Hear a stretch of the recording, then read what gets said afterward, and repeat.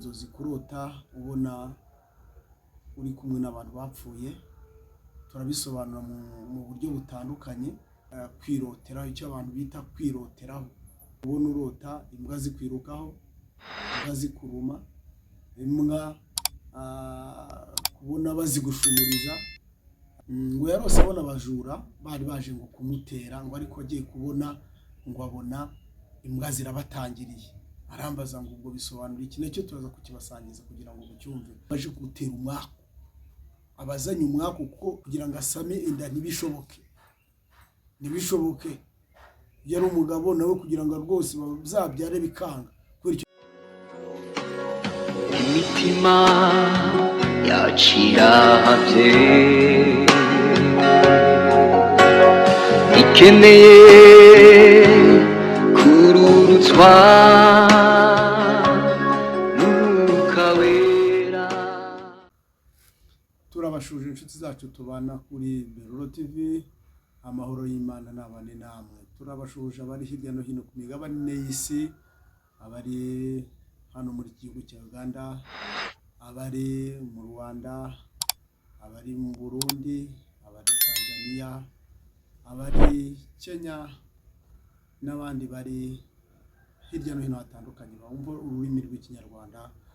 Yesu abaho umugisha. Bari ku migabane y'Uburayi, Yesu abahe umugisha. Turabashimira ko mudahwema kutwereka ko mudukurikirana, nimuhabwe umugisha n'Uwiteka. Turagarutse rero muri kamera cyangwa muri studio za Beruro TV, turagarutse mu biganiro, tugarutse tuje kugira ngo dusangire cyangwa se tuganire ku byanditswe byera cyangwa ku ijambo ry'Imana. Rero uyu munsi tugarutse tugira ngo tuvuge ku bijyanye n'inzozi, kuko hari bene data batubajije bifuza ko twabaganiriza ku bijyanye n'inzozi, ubusobanuro bw'inzozi zitandukanye, ariko natwe twafashe umwanzuro ko tugiye gufata igihe gitoya cyangwa se igihe dusobanura ku bijyanye n'inzozi kugira ngo umuntu asobanukirwe, kuko inzozi nazo zifite umumaro mu by'uru rugendo. Ni byiza ko umuntu yazisobanukirwa kuko ntabwo ari aka kanya, ntabwo ari twe dutangiye turota ntabwo ari twe muri kinyejana turi kurota, ahubwo uhereye kera Imana ivugana n'abantu mu biroto, mu iyerekwa cyangwa mu buhanuzi no mu ijambo ryayo. Turagarutse rero, ariko mutwemerere twasobanura wenda ku ibyo tugiye kuganiraho, tubanze tujye imbere y'Imana, kuko ibyo turimo byose ni iby'Uwiteka, kandi ijambo ry'Imana niko ritwitegeka ko tubanza guhamagara, tubanza kubwira Data ko tuje mu murimo we kugira ngo aduhe imbaraga, kuko nitwakwiha imbaraga, Pawulo niko yavuze, aravuga ngo ashobora na Kristo umuha imbaraga. Tugiye imbere y'Imana, reka twishyire imbere y'Imana. Umwami Imana, mu izina rya Yesu tugushimiye ko twongereye igihe mu bihe byo kurama byacu. Iki nacyo ni igihe twongeye kubaho, igihe tutari tuzi ko tuzagezamo, ariko urakiduhaye ngo tukibemo. Turakigushimiye Uwiteka Nyiringabo. Rero turi hano mu kiganiro dusobanura iby'inzozi. Ntabwo twe twabisobanura nk'uko umuntu kugira ngo yumve asobanukiwe neza, ariko turakwinginze mu izina rya Yesu kugira ngo Umwuka Wera asobanurire umuntu wese ubasha kumva, kandi natwe duhe ubusobanuro umuntu yumva kugira ngo abashe kumva bukoze ku ntobo y'umutima we, cyangwa se yumve bukoze ku marangamutima ye uko yabyumvaga, cyangwa se icyo washaka kuvugana nawe muri izo nzozi ze. Nuko kandi ntibice mu gutwi k'umubyumva ngo binguke mu kundi, bibe ibintu bitamugirira umumaro. Turagushimiye rero Uwiteka Nyiringabo ko ugiye kubana natwe, kandi ukazafasha ari ucyumva none n'uzacyumva iki kiganiro mu bisi mu myaka iri imbere izaza. Uwiteka Nyiringabo kizamugira umumaro, kimuhindure, kimukure ku rwego rumwe kimushyire ku rundi mu by'umwuka, kugira ngo twese ujya munsi uzabahamagara tuzumve ijwi ryawe twitabe. Ni mu izina rya Yesu twizeye, amen. Tugarutse rero nyine nk'uko twari tubivuze mu bijyanye n'inzozi, tugiye kuganira ku nzozi. Ntabwo twafashe umwanzuro ko tuvuga ibintu byinshi kugira ngo abantu batazajya barambirwa kubikurikirana, kuko iyo bibaye byinshi abantu kubitega amatwi birabavuna. Twafashe umwanzuro rero yuko twajya tuvuga ku bintu bikeya. rero ariko ku batanzi ndi Ntabanganyimana André, niyo mazina yanjye. Rero tuba kuri uru rubuga nirwo twese kujya ducishaho ibiganiro cyo ducishaho ubutumwa kugira ngo bufashe abatwumva ku bw'iki gihe dusohoyemo, kuko umuntu akwiye kugendera mu gihe asohoyemo ariko akirinda ko kimuhindura cyangwa se kimukoresha ibyangwa n'amaso y'Uwiteka. Igihe dusohoyemo rero ni iki twifuje kujya twatambutsaho ubutumwa bayita Berulo TV, yenda wigeze hari ubwa mbere. Rero uyu munsi tuje kugira ngo tuganire ku bijyanye n'inzozi. Inzozi tugiye kuganiraho ni inzozi kurota ubona uri kumwe n'abantu bapfuye. Turabisobanura mu buryo butandukanye. Kurota uri kubona abantu bapfuye, yaba uwuzi cyangwa utazi. Birashoboka ko wabona umwe cyangwa barenze umwe, ariko byose turabishyira mu byiciro, turabisobanura neza. Kubona umuntu wapfuye, yaba uvukana nawe cyangwa mu muryango cyangwa atari mu muryango. Tugiye kuganira ku kindi kurota, icy'abantu nabo bagize icyoroshye ku basore kwirotera, icyo abantu bita kwiroteraho. Kwiroteraho ni ukuvuga ngo kuba aryamye akiroteraho, babyita kwiroteraho. Ni ukuvuga ngo muri make kuba uryamye ukabona hari uwo muryamanye mu gikorwa cy'abantu bashakanye, nuko ukaza kuba wabirangiza. Nicyo turaza gusobanura, ariko kenshi turagaruka n'inyuma ku bijyanye n'abasore batari bashaka, bakabona ibyo bintu byababayeho mu buriri, ariko batekereza bakibuka ko ndabisobanuraho mu buryo butandukanye. Icyo ni icya kabiri. Cya mbere turaza gusobanura kurota ubona bapfuye, cya kabiri tusobanure kubona urota uri kwiroteraho. Icya gatatu tugira ngo dusobanure kurota ubona imbwa. Turazisobanura yenda mu buryo butandukanye.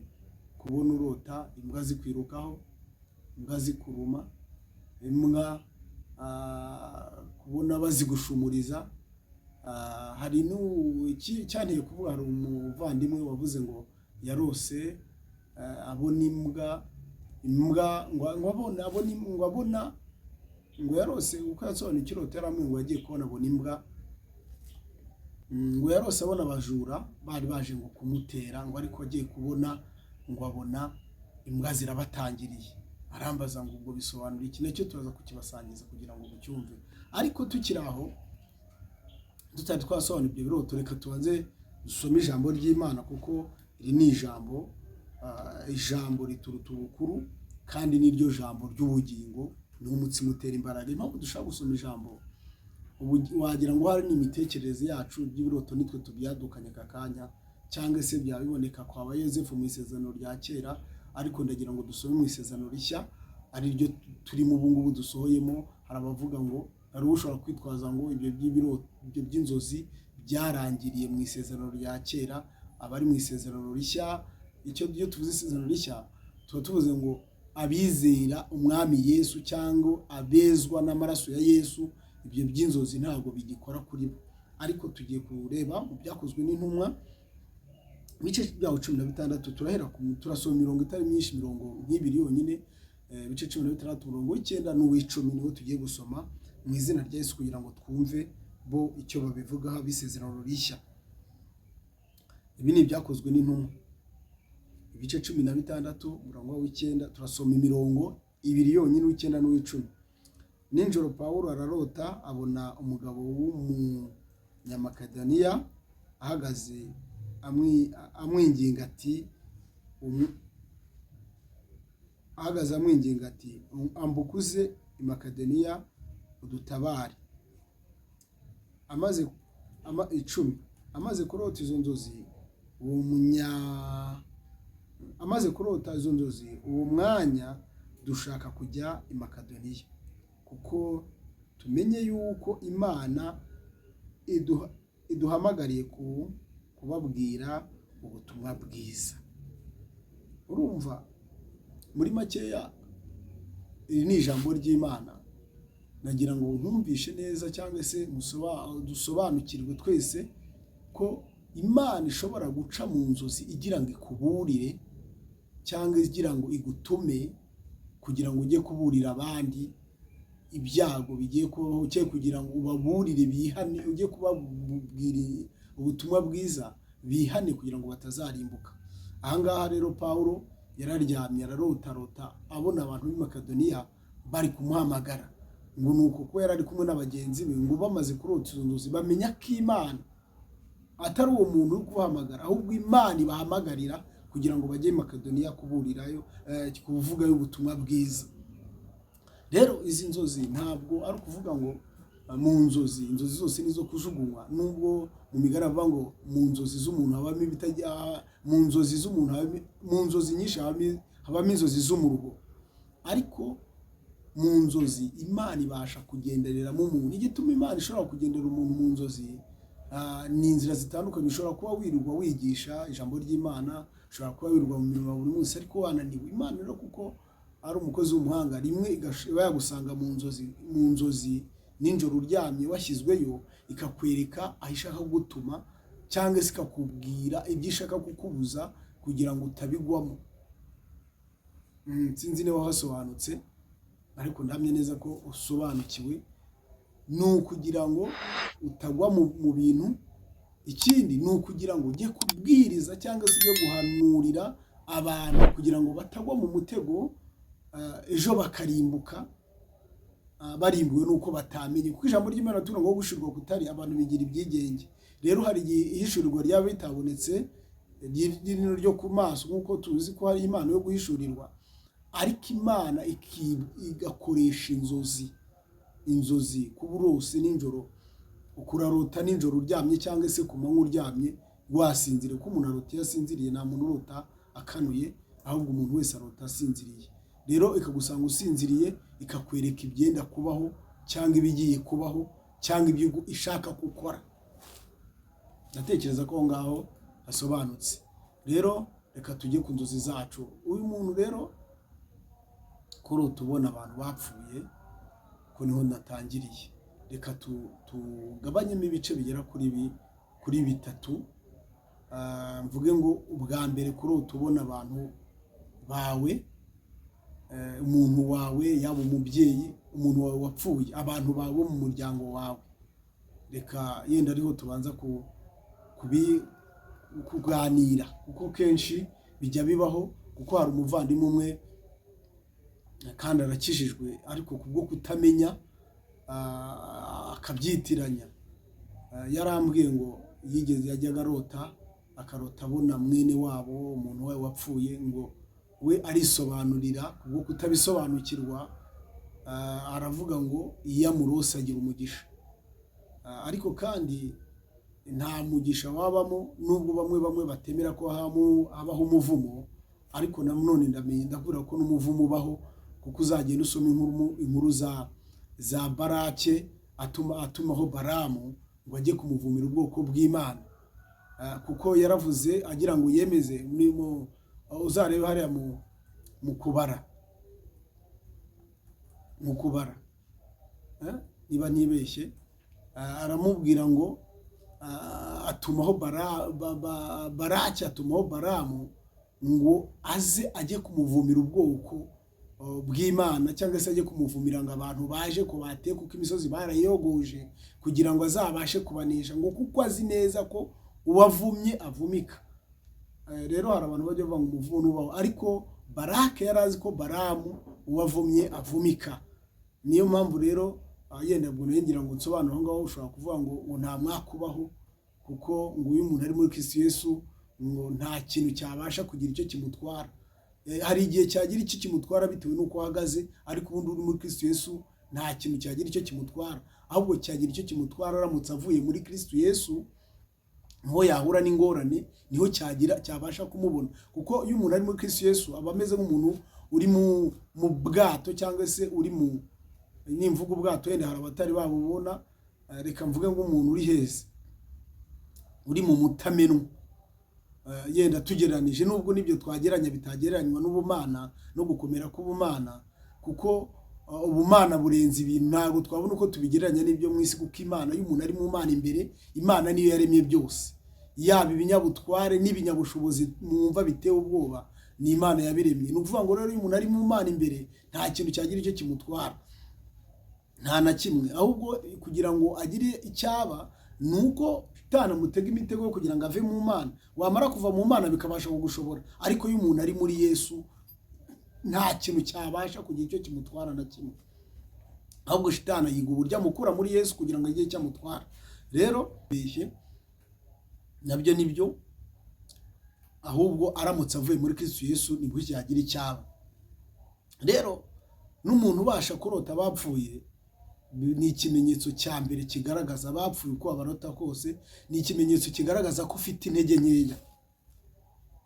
Iyo urose umuntu wapfuye ntumusobanukirwe, aho ngaho niho mvuga, niho nsobanuye, ntabwo mvuze ko kurota uwapfuye byaba bigaragaza ko ufite intege nkeya. Ahubwo uramutse urose uwapfuye ntusobanukirwe ko uwo nguwo muri kuganira mu kiroto yapfuye, cyangwa ntunabone ko yapfuye, wowe ukagira ngo ni muzima nk'uko abazima bameze, ntumusobanukirwe ngo ubashe kumurwanya umwirukane, kuko abazima nta bushobozi nta n'uburenganzira bafite bwo kuza mu abapfu, kuza mu bazima, ahubwo bazamo kubera impamvu, bazamo bagira ngo baguce intege mu byerekeranye n'umwuka n'ubugingo, nabo uzapfe nk'uko bapfuye. Kuko umuntu wese ubasha kugaruka akagaruka mu bantu bazima, ni ukuvuga ngo ntabwo ari umuntu ubundi kumutera ubugarutse, ahubwo Satani yiyambisha imbaraga z'abadayimoni, ziyambisha isura ya wa muntu wapfuye, zikaza mukaganiraho ukagira ngo niwe, ariko ubundi ntabwo aba ari we, kuko umuntu yapfuye ibyo biba birangiye, ntabwo yabona imbaraga zongera kugaruka mu bazima. Ahubwo Satani yiyambisha uwo mwuka yiyambisha isura ya wa muntu wari uzi, akanza akagutera. Iyo amaze kugutera nibwo wumva kuganiriza, kandi ubona ari wa muntu n'ubundi nkawe. Ariko kandi n'ubundi kiba kimuzanye, navuze ngo yenda reka tubanze tuganire ku bijyanye n'abantu bo mu miryango. Ikiba kimuzanye cyane bo mu miryango, icya mbere kiba kimuzanye ni ukugira ngo agusubize inyuma. Icyo ni icya mbere mu buryo bw'umwuka. Iyo uri umukirisitu mu buryo bw'umwuka, abasha no kugusubiza inyuma. Ariko iyo umuntu ari umupagani atewe n'icyo, kuko ikiganiro tugishyizeho, iyo tugize kuri channel yacu, gishobora kumvwa n'abantu batandukanye. Gishobora kumva, iyo tuvuze umupagani, umuntu utari wizera Yesu Kristo nk'umwami n'umukiza w'ubugingo bwe, ubu niwe tuvuga ngo ni umupagani, uba atari yizera. Umuntu utari wizera Yesu, iyo aramutse abonye uwo muntu wapfuye, ni uvuga ngo ikimuzanye aje kugira ngo indwara y'ishuri ya muntu imwice, nawe uyirware upfe wishwe nayo. Ikindi, abagira ngo kamere ye uko yari ameze akiri muzima, nawe bikwambare imbaraga uwo mwuka yakoreragamo abadayimoni. Kuko ibintu bidukoresha ibibi twese, yaba ari abakijijwe n'abadakijijwe, ntabwo ari ubushake bwacu, ahubwo ni imbaraga z'abadayimoni. Rero izo mbaraga z'abadayimoni kuko zisa n'uruhererekane, uzajya wumva abantu bamwe bavuga ngo iyo umuntu abyenga aba yicunguye. No, umuntu ntabwo wavanga urabyenga uricunguye, nubwo babyita gutyo. Iyo abavuze ngo aricunguye, nabo baba batekereza ko umwana azakora nk'ibyo bakabaye bakora nibapfa. Ariko Imana ishobora igucishamo, twebwe turi abakozi bayo mu buryo bwose, iducishamo abantu, kuko umuntu abyara umubiri atabyara umwuka. Niyo umuntu wavanga umwana urashaka azasa nawe, waba wibeshye, kuko umuntu abyara umubiri ntabyara umwuka. Umwuka ava ku Uwiteka akajya mu muntu. None niba umwuka avuye ku Uwiteka akajya mu muntu, ni uvuga ngo kubera ko abadayimoni bakeneye gukoresha umuntu kugira ngo bamurimbure, nibo baza bakaba bafata umwuka w'umuntu bakawumugira mu bitekerezo bakamuyobya. Rero uyu muntu nyina singe kure, reka ngaruke mbasobanure neza icyo turiho cyitwa ibiroto, kurota ubona umuntu wapfuye. Rero uyu muntu wapfuye tumaze kuvuga ngo ku mukristo abaje kumuca intege, ariko ku muntu utari wizera Yesu abaje kugira ngo amusubize nawe indwara yishuye umuntu nawe imwice. noneho ikindi cya kabiri nanone ku muntu wizeye Yesu nawe ni ibyo ngibyo. Iyo aramutse aje ntumenye ko uyu muntu yapfuye ngo mwirukane mu buzima bwawe, icyambere abaje kuguhombya. Iyo uri umuntu wubatse urugo, urwo rugo abaje kurumaramo amahoro, ndetse n'ibyo wari ufite mu rugo birahomba, kuko ubundi muri make kurota umuntu wapfuye, igisobanuro kindi cyumvikana cya mbere ni uko abaje gutera umwaku, abazanye umwaku, kuko nta kintu abadayimoni na kimwe kizima bafite buretse igihombo ku byo utunze, ku byo wakoraga, imirimo wakoraga nayo ishobora guhita ipfa ku bw'uwo muntu, uwo mudayimoni wabonye. Rero biravuga ngo uyu muntu kuva utamusobanukiye ngo umwirukane mu buzima bwawe ndetse umurwanye umutsinde, ni igisobanuro kivuga ngo uwo mudayimoni nta kindi kimuzanye uretse kugutsemba, kukumaraho ibintu byose ugasigara umeze nabi. Rero ikindi kuri uyu muntu wapfuye twavugaho, uyu muntu wapfuye utabaye maso ngo usenge, iby'umwuka urabyibagirwa pe, urabyibagirwa ko mu kintu cya mbere abaje kuguhombya ni ibijyanye n'umwuka wera. Umwuka wera kuwuzimya muri wowe, yaba impano, yaba wasengaga agahita ahinduka umupagani, byo gusenga akabivamo.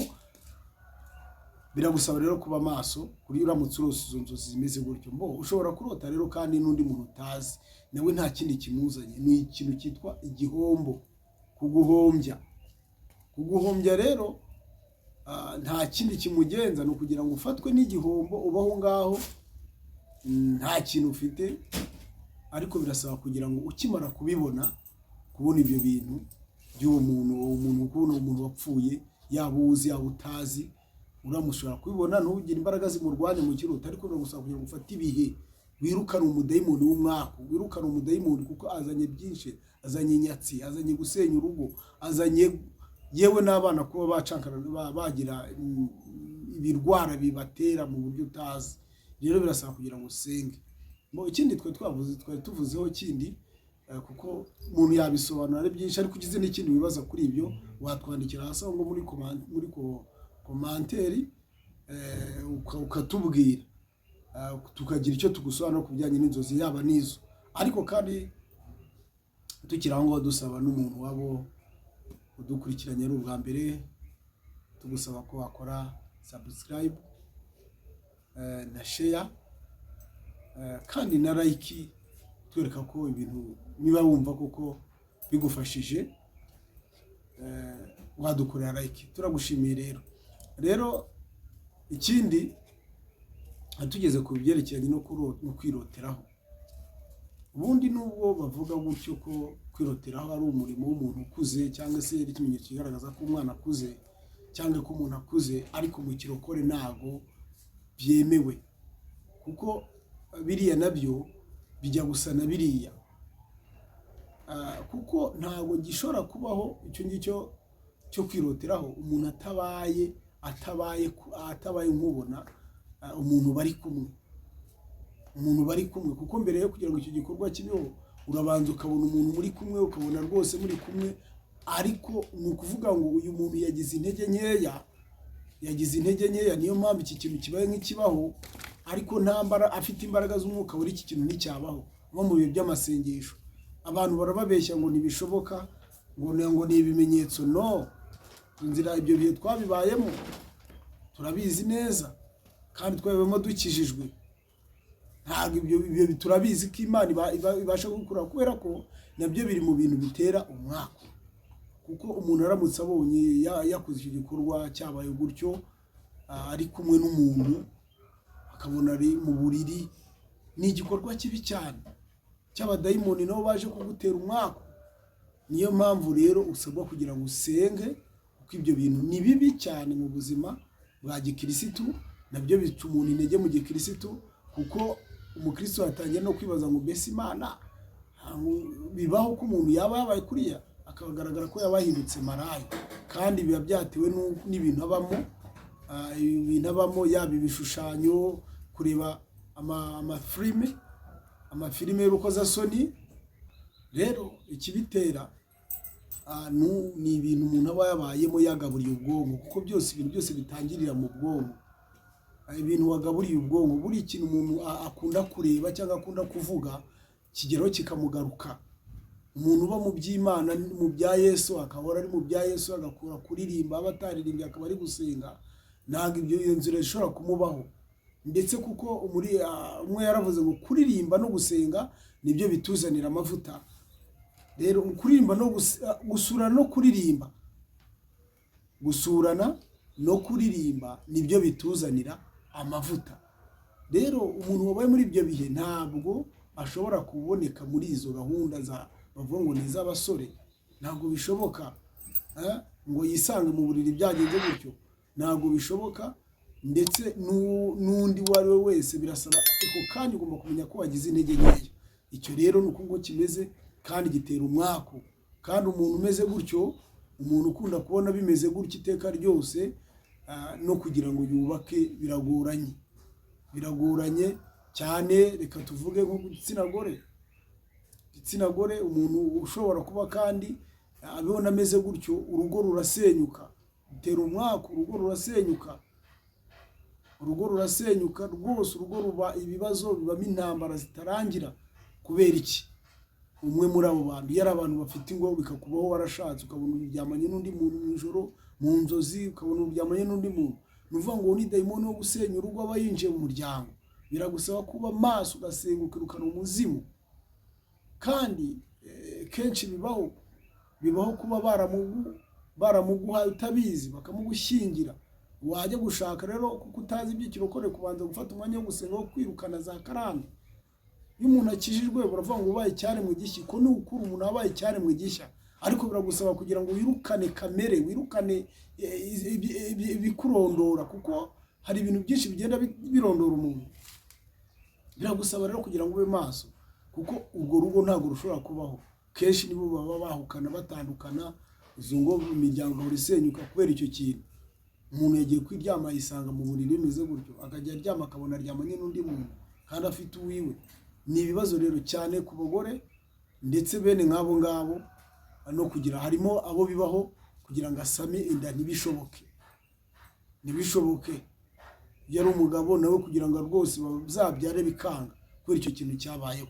Ni ukuba amaso rero tugasenga, tukabisengera kugira ngo Umwami Imana atubohore muri iyo ngoyi y'umwanzi shitani. Ku ijambo ry'Imana ngo nitumenye ukuri niko kuzatubatura. Ntabwo umuntu yabaturwa mu kintu atazi ko cyamubase.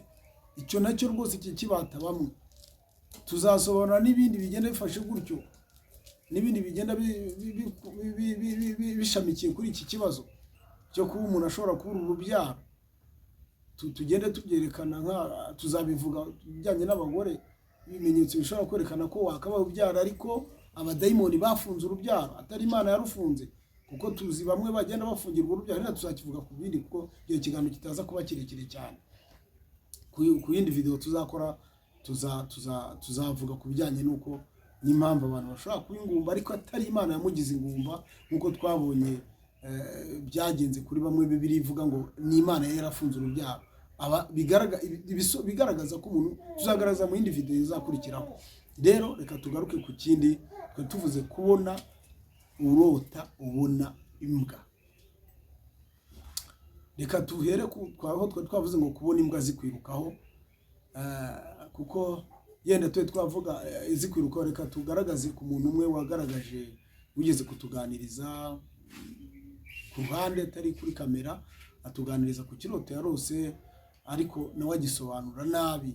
Buriya ibi bintu bijyanye n'inzozi, ntabwo umuntu rwose utafite iyo mpano yo gusobanura inzozi yapfa kuzisobanura, kuko ibintu by'umwuka ntabwo umuntu apfa kubisobanura uko abonye, kuko iby'umwuka bigenzuzwa n'umwuka. Kandi iby'umwuka rero umuntu utari umunyamwuka kubisobanura rwose ntabwo bishoboka. Navuga ko nge bidashoboka bitewe n'uko cyambere kindi agomba kuba afite n'impano igenzura imyuka, kugira ngo abashe kumenya icyo yeretswe icyo ari cyo, cyangwa icyo uriya yeretswe icyo ari cyo. Umuntu umwe rero yararose ngo arota abona abajura baje kumwiba, ngo ariko bagiye kumugeraho imbwa zirabatangira ngo zirabaruma. zibarumye ngo we rero mu gusobanura izo nzozi zaravuga ngo ngubwo izo nzozi zirasobanura we ariko niko yazisobanuye ngo zisobanura ko Imana yamutabaye ikoresheje imbwa. Oya, ntabwo ari byo. Yes, ntabwo bivuga ngo ubutabazi, we yaravuze ngo ubutabazi ngo Imana yabucishije mu mbwa. Oya, ntabwo ari byo. Ntabwo Imana yamutabaye ikoresheje imbwa, ahubwo umva ubusobanuro uko buvuga, nubwo bari abantu bo baje, ahubwo bo twahakana cyane ko Imana itamutabaye, ahubwo ko bagenzwaga n'ibintu n'undi bari abakozi ba shitani, ahubwo batangiriwe nazo zirabayobya igikorwa cyari kijemo. Nubwo nabwo ntitwakana ko batabawe, ariko baravuga ngo abamarayika, ngo Imana we cyambo aho nari masobanurira, we yaravuze ngo abamarayika, ngo Imana yakoresha abamarayika b'imbwa. Oya, nta bamarayika b'imbwa babaho, nta Imana ifite bitwa imbwa ari abamarayika, ahubwo yaba ari imyuka mibi. Ntabwo baba ari abamarayika Imana, baba ari abamarayika ba shitani. Ubusobanuro bw'izo nzozi burasobanura ngo uyu muntu cyabaye ni iki, nuko ahubwo babajura bari baje kumwiba, ahubwo bageze hafi aho baza guhasanga indaya, bakerezwa nazo kumwiba bibaberaniye. Nuvuga ngo bahise bajya mu buraya, niyo mpamvu babonye imbwa zibarya. Ahubwo batabawe nuko hafi aho hari indaya, baba n'undi bagendaga nabo bari indaya, batabarwa nabyo bigira mu buraya baba bakimugezeho. Rero hari nicyo tugarutseho gato, kubona imbwa zikwirukaho, ni ukuvuga ngo ni ibimenyetso bivuga ngo bamaso usenge dayimoni y'ubusambanyi iri kukwirukaho. Kubona zikurya ni ukuvuga ngo senga cyane, kuko ugiye kugwa mu cyaha cy'ubusambanyi. Ikindi ushobora kubona hari abazigushumuriza, ni ukuvuga ngo hari abantu ubwabo bari kukurangira abantu n'ubundi bazagutura mu cyaha cy'ubusambanyi. Niyo mpamvu ubonye bari kugushumuriza. Hari abantu bari kukuranga bakurangira, ariko mu bantu bakurangira ntabwo ari ab'umumaro, ahubwo n'abazagutura mu cyaha by'ubusambanyi. Imbwa rero muri makeya ntabwo ari nziza. Ibintu twavuze byose ni ibintu bitari byiza, yaba ko nibyo twashize kugira ngo tuganireho, suko byiza bidahari, ariko dushatse kugaragaza ibyo bintu kuko abantu bajya babyibeshyaho bikabayobya. Ariho nababwiye ngo wa muntu wigeze kurota abona uwapfuye mwene wabo akabyita umugisha. Nta wapfuye uza ari umugisha, kuko Imana ishatse kuzana ibintu by'umugisha ibicisha mu bantu bazima. Rero turashoje, kuko twavuze ko tuzatuvuga ku bintu bitoya, ariko ugize ikindi kibazo twandikira muri komenti ukatubwira na tukakivugaho, kandi tuzagufasha, kuko buri inzozi ntabwo zigijwe n'ijambo rimwe gusa, ahubwo hari n'andi magambo menshi abagizwe n'inzozi. Umuntu akubwira rero ngo narose imbwa gusa ntabwo bihagije, ahubwo agomba kwicara mu gasenga kugira ngo yibuke ibindi yaba yeretswe muri izo nzozi, kuko ntabwo ubu nubwo twabisobanura ariko ntitwabimaraho byose nk'uko wowe waba wabyeretswe. Hagiye ikindi weretswe twagufasha, aho watwandikira. Nomero zacu ziboneka ku rubuga ziriho, waduhamagara cyangwa se kuri WhatsApp ukatwandikira, cyangwa ukatwandikira muri komenti.